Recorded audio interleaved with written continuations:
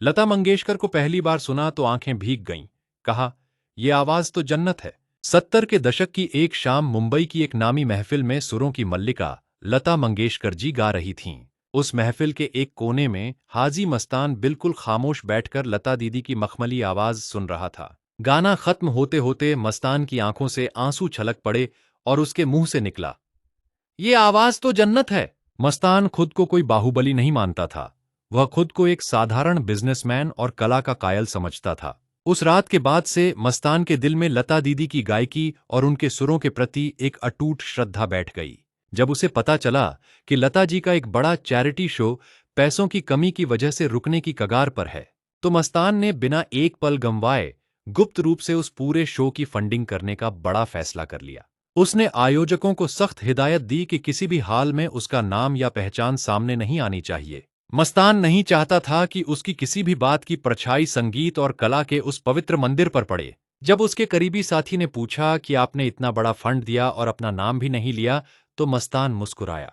मस्तान ने बहुत ही गंभीर और भावुक स्वर में कहा, उनकी आवाज सुनने से मेरे अंदर के गुनाह कम होते हैं। कुछ आवाजें ऐसी होती हैं जो इंसान को उसकी रूह से मिला देती है और संगीत पर कोई नाम नहीं लिखा जाता। मस्तान के इस गुप्त सहयोग की वजह से वह चैरिटी शो बेहद भव्य तरीके से पूरा हुआ और हजारों गरीबों की मदद हुई। लता दीदी को कभी यह मालूम नहीं चला कि उस शो के पीछे किस गुप्त मददगार का हाथ था, लेकिन मस्तान के लिए सिर्फ उस आवाज को सुकून से सुन लेना ही दुनिया की सबसे बड़ी दौलत थी।